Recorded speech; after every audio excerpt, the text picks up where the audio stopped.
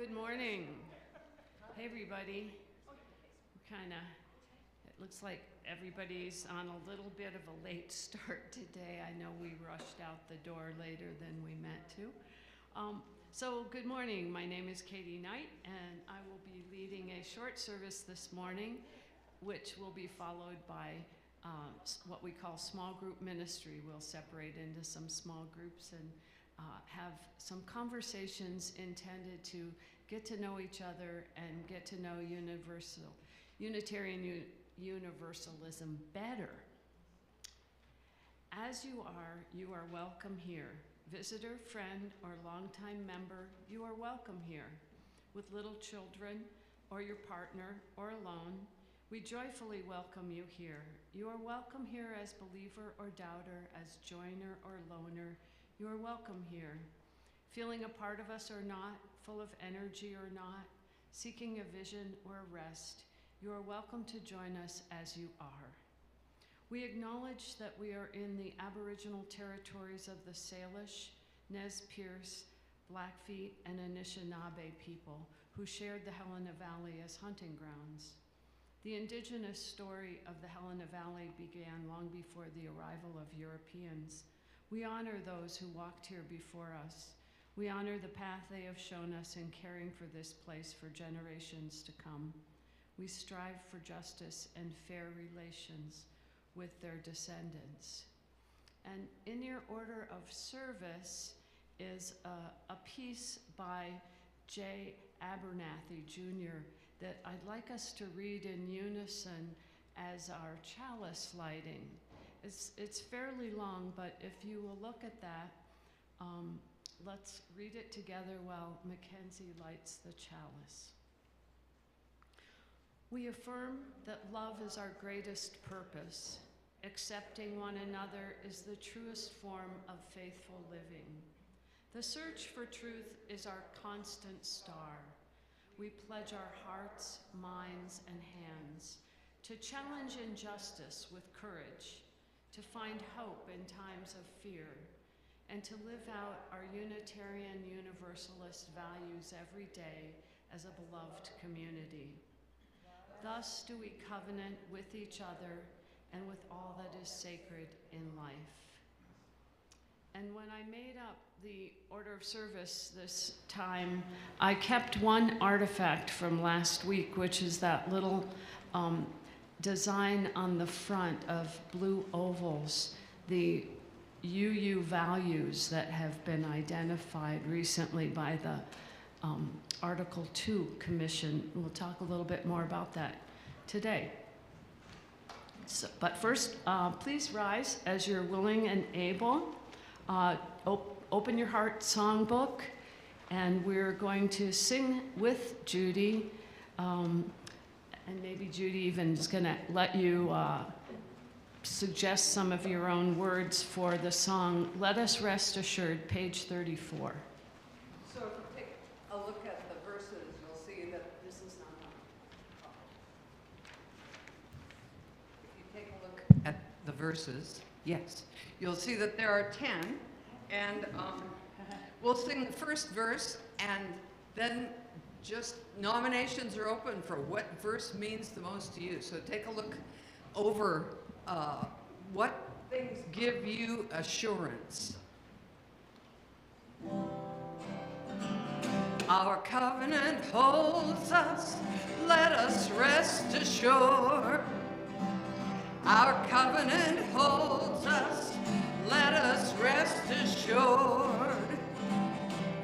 We are free and not alone in our covenantal home. Our covenant holds us, let us rest assured. Okay, who's got one you want to sing? Number 7. Our sources inspire us, let us rest assured.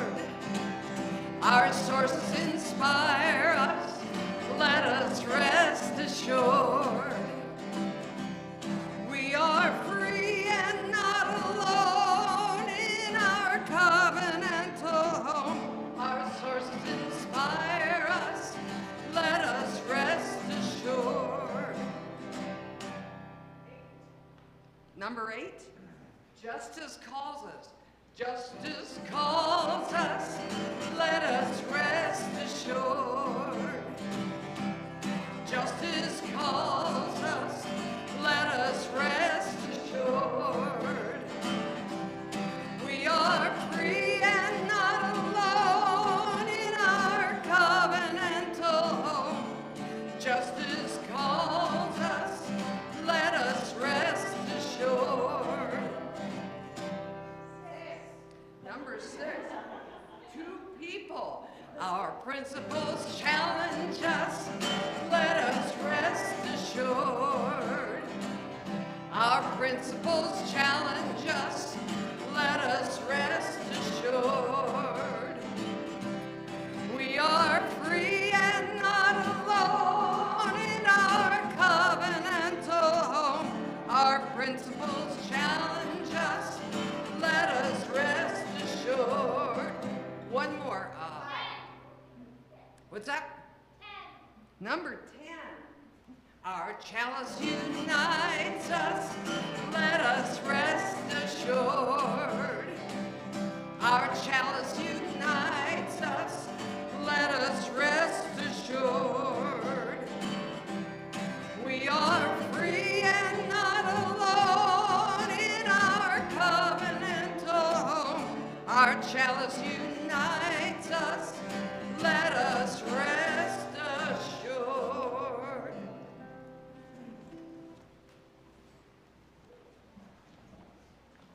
So Judy, if you'll stay up there and actually pack up your guitar, but prepare for another song.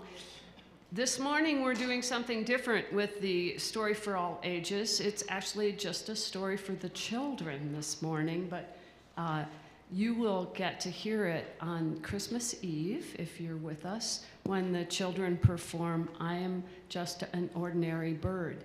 And Judy and the kids need quite a bit of rehearsal time, so they're going to be going out, and we here need quite a bit of discussion time this morning. So let's sing the kids out.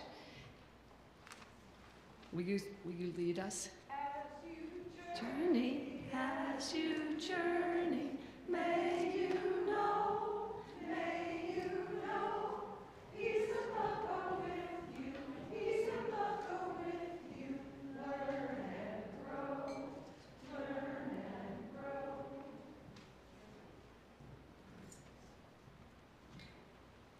So as is our practice during our pledge campaign, we ask everyone to really reflect on what BSUU means to you, and Karen has volunteered to share what it means with her.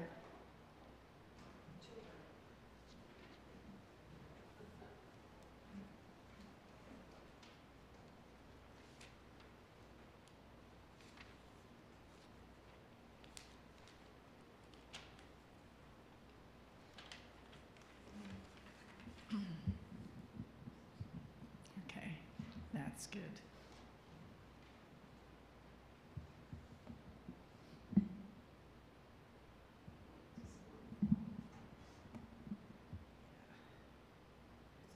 All right.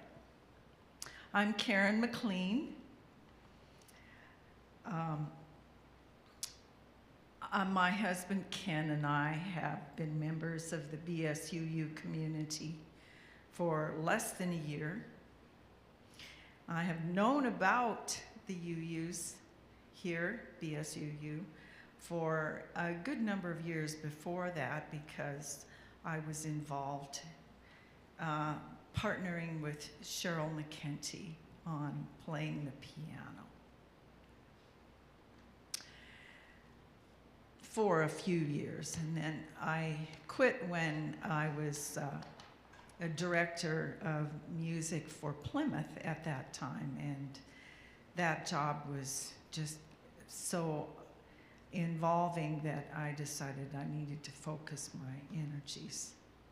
So anyway, I am most grateful for what we have here. I'm most grateful because well, I didn't have what we have here that I didn't have in creed and dogmatic-based churches that I tried to be a part of in the past. I would joyfully sing and dance with those like-minded saints over a newly discovered corner on the truth. And then I grew past that corner on the truth and found myself alone and heartbroken. And that whole cycle repeated itself several times in my life. It takes a while to get it. This is what we have that the rest of the world desperately needs. We have that inherent worth and dignity as a given. And that we are accepted as is and still encouraged to spiritual growth. And that our search for truth and meaning about life is guided by a sense of responsibility and freedom. I treasure that part of the mission statement that's on the front of our order of service, where it says that we strengthen one another in our free search for truth and meaning, maintaining the sanctity of the individual conscience, bound by no dogmas or creed. All of that is precious to me, priceless. The BSUU community here was tested and strained by the pandemic. No doubt. It was pretty evident. I would notice just a few people braving the elements to meet in the fairgrounds picnic shelter, seeing Katie bouncing around with her smartphone, zooming the service for all those not braving the elements.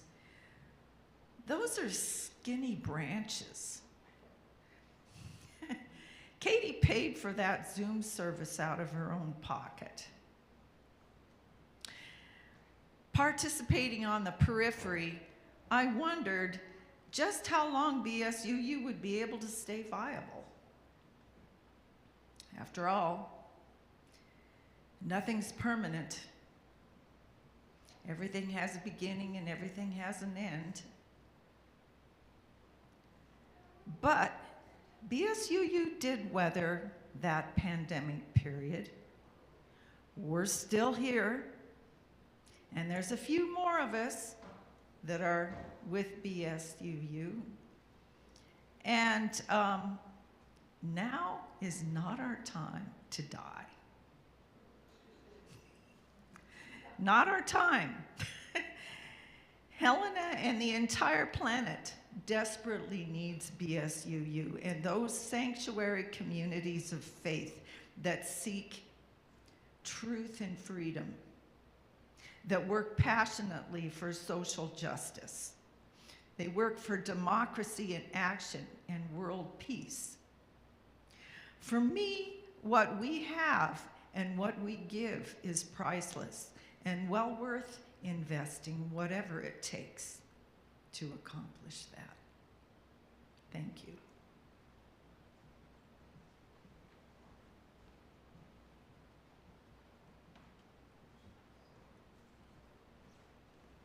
Thank you so much, Karen. And I'm looking forward to your service in 2 weeks.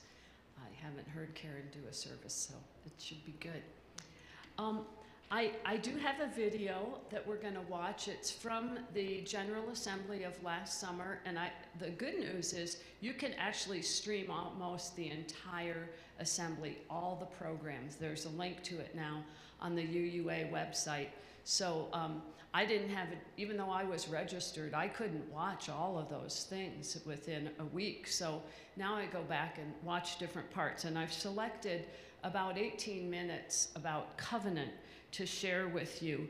And in addition, I want to encourage anybody who's interested to check out this book. This every couple years is a commission on appraisal by the UUA, and this one is called Unlocking the Power of Covenant. And I've selected some sample covenants for us to discuss this morning in our small group ministry. But first I wanna share this video with you because I think it explains the meaning of covenant so eloquently. And my computer's gone to sleep, so I'm just gonna wake it up.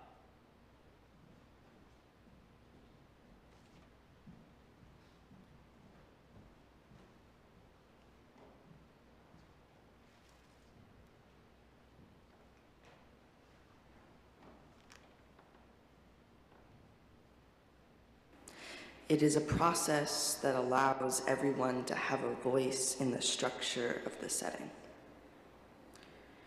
Considering the broader Unitarian Universalist community, covenants are just as important because they hold us accountable to acting on our values and keep us held in the community we exist within.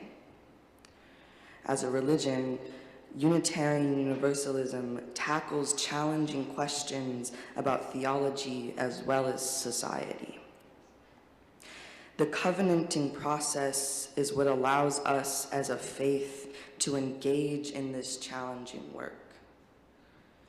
Having a covenant that all Unitarian Universalist community members covenant to gives us all a voice in the evolution of our faith and faith communities.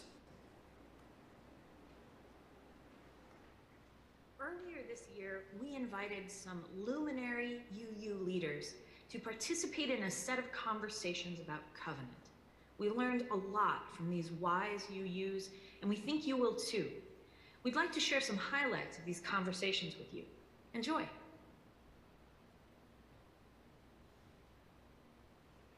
The covenant functions in at least a couple of different ways. Speech that Meg quoted from in her opening, Rebecca Parker's speech in 1998, is one that I refer to often. In that, Rebecca went back in the history of covenant and argued that the language of covenant is the icing on the cake. It is actually not the cake itself. That the covenant refers most importantly to how we live together, how we treat one another, how we stay in relationship with one another. And so to lead a community which is in covenant, we have the resource of the covenant to guide us, to refer to, and to shape the aspirations for how we will be together. I think in thinking about this, I've sort of been realizing that disability spaces in general sort of come with an implicit covenant in them, even though in secular disability spaces we're not necessarily going to call it that. But because the sort of disability rallying cry from the civil rights era that we still use is nothing about us without us. And because we are negotiating competing access needs in all the spaces that we are in across disability movements, it is just sort of a fact of coming together in a room or on a Zoom screen that we will have some kind of agreement, usually explicitly in the beginning of meeting about how we're going to be together, and that we will be sort of doing a lot of work throughout of sort of actively calling each other back to that, because if you are in my small group ministry meetings and you are speaking at the same time as someone else, the people on that call who are hard of hearing cannot hear you, and that's not something that we do in that space. And when I sort of chair, back when we used to have in-person transit meetings, you know, if our captions, if our cart system breaks down, we stop the meeting. We don't just continue the meeting without the people who need that service, because that's not what our community does. And there have been points where we've broken that, but that is our ideal, and that is what we try to live into.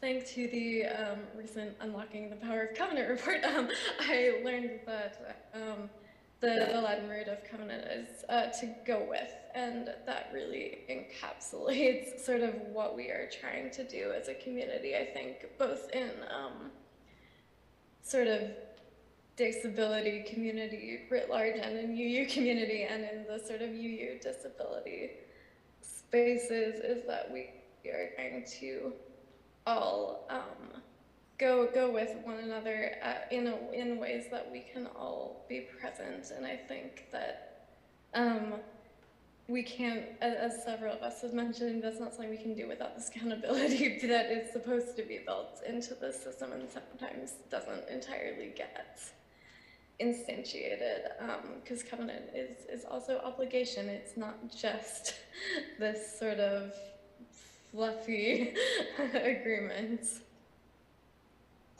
That covenant's what holds us together, and let's notice that it's just about all that could hold us together as Unitarian Universalists. We are creedless. We don't have a creed to hold us together, and that's a really important part of what we're all about.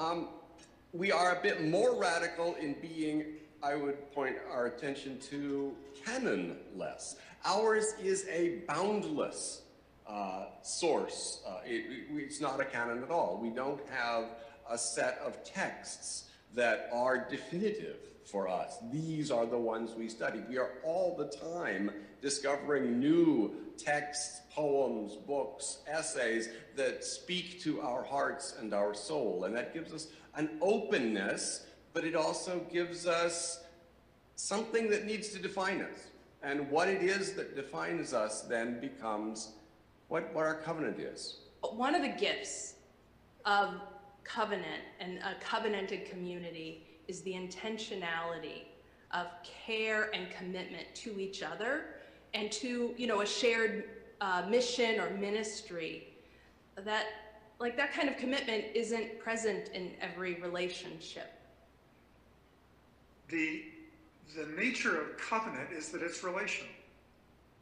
And so to the extent that our current covenant, the association's current covenant, refers primarily to individuals rather than to the community or to the relationships, that would be a place that I would point to that I would hope the Article 2 Commission would be paying close attention.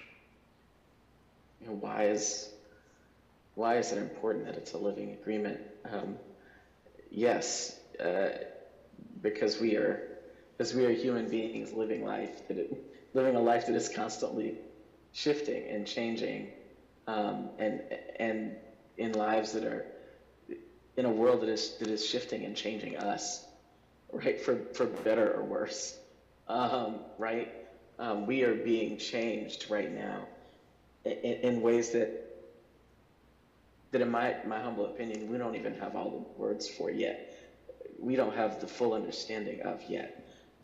I think it's a good feeling to have and a good thought to keep in mind that covenants are living, breathing things, because they're all about how living, breathing people interact with each other and our shared realities.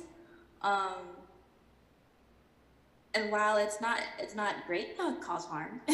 It's even worse to perpetuate it and ignore it and sweep it under the rug, right? So if you have people like me or people, any other identity coming in and saying, hey, this hurt my feelings, or hey, this hurt my being, this hurt my spirit, I do not feel like my spiritual self can exist within these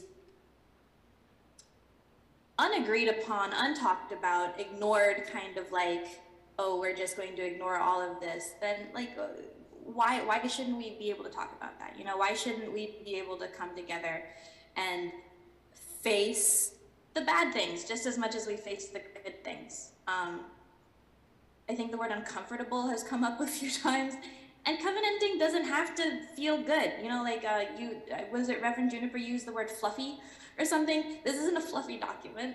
This isn't fluffy language. This is actually how we are agreeing to be like in spirit together, you know, and existing in like this interdependent web of all of existence. So yeah, I think it is good to remember that, you know, we're capable of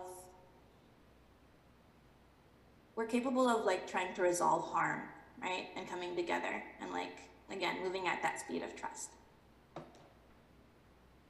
The expression of the covenant is not the covenant itself. The way we express the covenant has to change with the times. My congregation is 112 years old. And until 2014, we had not ever formed a mission statement. 2014, we finally had a mission statement, and we have a covenantal commitment to be behind that mission.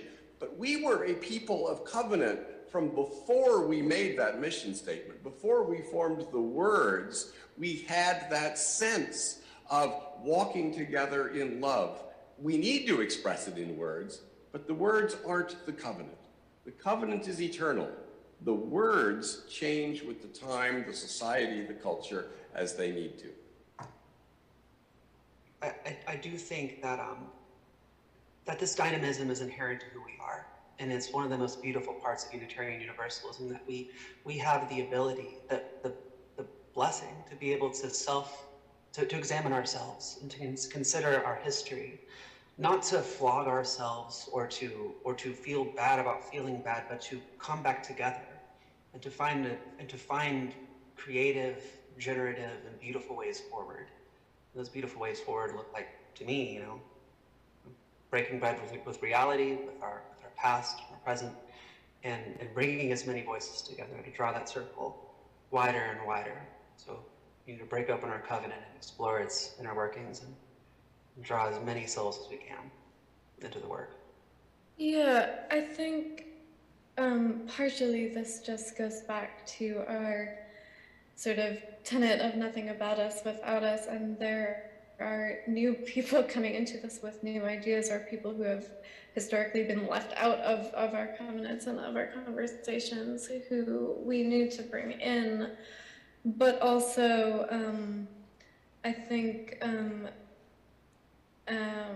President Susan Frederick Gray and some other folks have been talking a great deal about sort of living into covenant as a theology of interdependence, and that has a lot of promise for me. It is also a principle of disability justice, but in order to do that, we have to pull away from sort of these ideas that we have, which I think are very able-bodied ideas of this sort of toxic definition of autonomy, that we've sort of thought of some of our covenants maybe even as enshrining in some ways, and it tends to be sort of defined as this capacity for self-reliance and maybe also a freedom from obligation, and that is not how, certainly not how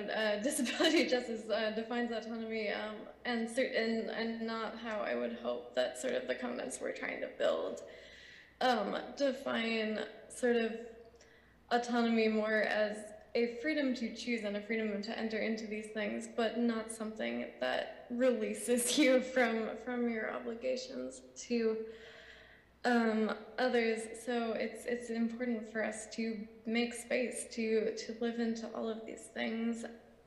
We have imagined covenant and the principles which have been our expression of our covenant in ways which have been fundamentally individualistic rather than collective. And so if we have been way over on this side in terms of our valuing and protection of individual rights, at least most Unitarian Universalists, if we're able to rebalance, to recognize a greater importance for us collectively as congregations, for us collectively as a religious people, for us collectively as all religious peoples together, the body of the religious community, then you move into a conversation which is about accountability. It's about relationships within the congregation, yes, but also relationships between the congregation and other congregations, between individuals in the congregation and other justice-making partners. And you begin asking where those relationships need to be prioritized. Because the only way that we can do this faith is in relationship with each other, making contact with one another. And that contact has to be kind. That contact has to be understanding. That contact has to be, obligated to each other, right? Our contacts have to be obligated to each other. I love that word, obligation. Now, accountability, we love her. Obligation, we love her. And if we're making commitments like that to one another in community, a few things feel necessary. Some common language, right? Some common language around what that covenant is, what those commitments are. Clarity about whatever the path forward is that we're here to move through as a community, especially when there's a multiplicity of faiths and journeys, beliefs that are in the room, right? Like, who are we? What matters most? What are our rituals around beginnings and endings? If we're covenanting with one another, we make a commitment to hold those things. Like you said, Danny, in sacred trust. And the other thing that feels really important to me is some clear understandings about accountability when harm is done. In my mind, a covenant doesn't mean much if we're not prepared to have that conversation too, right? And so how to name harm, what to do about it when harm is done, and when it's okay, and in fact when it's good, to say enough is enough, right? Like, it matters that we're willing, in the context of something as powerful as covenant, to say, actually, that cannot be. That cannot happen anymore. If you continue to do that, this is not the space for you. Like, we have to be willing to say those hard things in the context of something as valuable as covenant.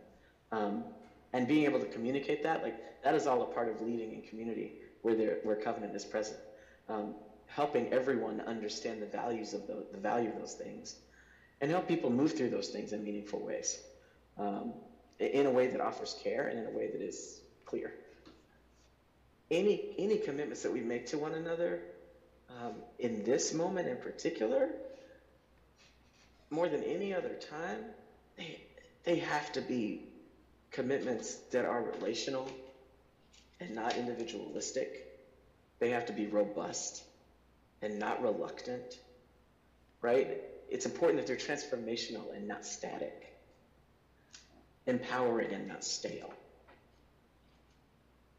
And the only way for that to happen is if it is a living, breathing agreement that shifts and changes and moves with us as we need to move, as we get clear about what it means to move in concert with one another.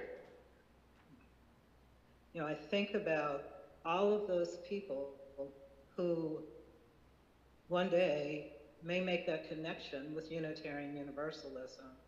And if this way of covenanting that we are talking about is alive and well and understood and lived, there will be a way for them to enter.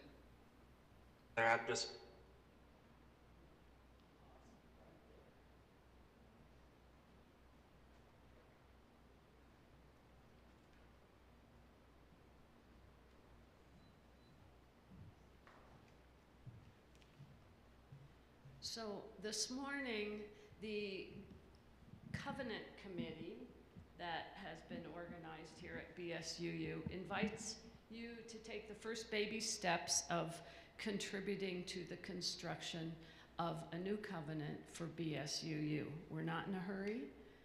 It's a process.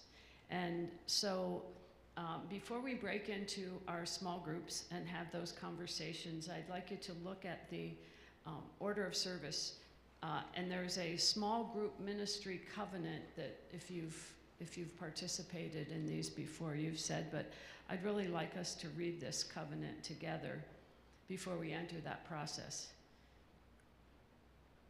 All present, covenant to honor the safety of the group by listening to others with an open heart, refrain from crosstalk, judgment, or giving advice, share as deeply as I can when it's my turn, not to gossip about what is shared in the group and tell only my own story to others. So with this process, I think we'll have time for at least 3 rounds of sharing, and during each round, one person speaks at a time. The job of the listeners is to listen deeply, keeping their hearts open. The speakers share from the heart as deeply as they're willing, and just take 1 to 2 minutes to reflect. And if you care to pass and don't want to speak, that's just fine too. So for this time, I have actually printed out 6 different sample covenants from other UU congregations. And so I'm going to give a different sample to each small group. And you need to just select a leader in your group, the person who keeps things moving and makes sure everybody's voice is heard, and select a note taker. I have clipboards and pencils up here for the note taker, and would love to have any notes that you take so that you can give them back to ultimately the covenant committee to consider how you feel about these. Our goal is to develop a covenant. We're not on a strict timeline. It's something that you would definitely see drafts before anything is put out to the whole congregation to vote. So it'll be a step-by-step thing. My first question in round 1, if you were new to a UU church that had this covenant, what would it make you feel about this congregation? And that's a huge purpose for a covenant, is somebody walks in the door and like, who are these people and how do they treat each other and do I feel welcome? Round 2 is to share what you think about that particular covenant as far as how it fits with BSUU, what parts align, what don't.